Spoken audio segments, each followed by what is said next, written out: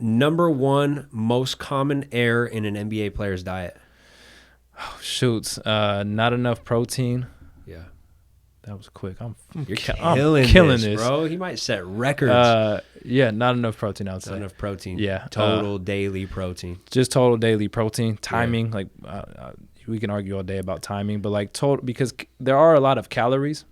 I thought about calories, but then calories goes into this like ugly zone of like, what kind of foods are you eating? Mm-hmm. Whereas if you say total daily protein, you're probably going to do a fair job of getting enough calories, and protein's obviously important. And there's some really cool research out there on how beneficial protein obviously is for muscles, for recovery, for feeling full, for like there's some overfeeding studies that are really cool about like what happens to body composition if you overeat protein. Like, it's just like this safe bet macro that you should just eat a whole bunch of it. 100%. And repair tissue, recovery, right? And all that stuff. So. That's what we're constantly preaching. No, I 100% agree. Basketball players don't get it, and they usually don't know. Usually you're like, hey, how's your protein? They're like, oh, man, it's great. And then they break it down. They're like, you're like, oh, you only eat one protein meal a day. Yeah. That's probably not enough. Yeah. I would say specifically protein for breakfast, especially for like high school, college athletes, but NBA players especially, they wake up just in time for their shoot around or whatever. Oh, yeah. They don't have the time, so they grab like a banana and they're out. Yeah. And when we start talking about habits, like,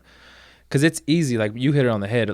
In general, the general American diet lacks protein in breakfast. Lacks protein in general, but especially at breakfast. And it's mostly because breakfast is the only time that you really have to make a decision of sleep versus food, right? Right. The longer you wait to eat, the more you can sleep, and now you're rushed, and you got to get to all the things you just talked about, class and practice. And so we always talk about like habits. Like, you want to be the best in the world, you want to be an all-star, you want to be whatever you said your goal was. I'm feeding that back to you with that's your goal. You said you want to do that. It might mean you have to get up 15 minutes early. Mm-hmm. And then we try to give guys protein shakes pretty dang often. I mean, especially right when they're done with the court. And the science says like the timing of that probably isn't that relevant depending on when your last meal was. Right. But that's where the art of coaching comes in. I know that if I hand you 40 grams of protein right now when you walk off the court, the chances of you having that protein are extremely high. Mm-hmm. If I don't hand that to you and I wait for you to go get it, well, you might skip lunch. Or you might not know what 40 grams looks like, or you may not just want to eat that because you had more carbohydrates or fats.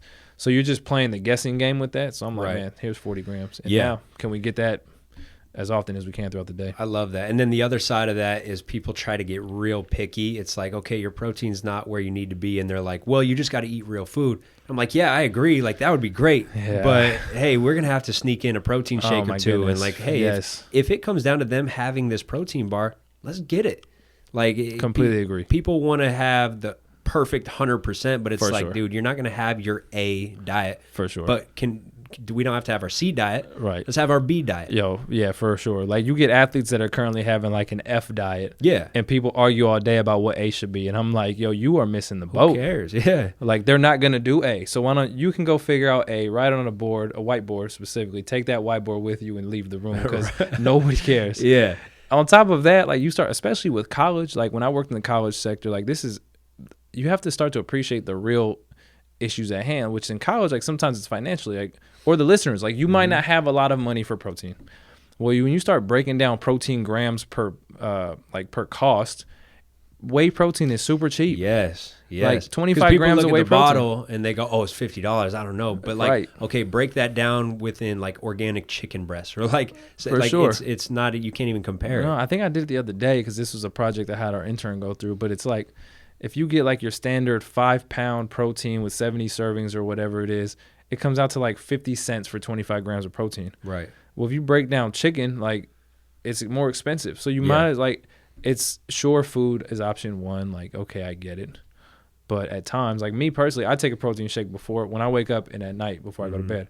And that's mainly because I don't like eating breakfast. Like, it just is, I got too much going on. I don't want to worry about it. Mm-hmm. But I know I need my 40 grams when I wake up. So once I have that, I'm good now. So now if breakfast comes my way, great. It's just more protein. But if it doesn't, I got my 40. I'm good. Yep. It's cheap. It's convenient. It's fast. So that's exactly how I look at it.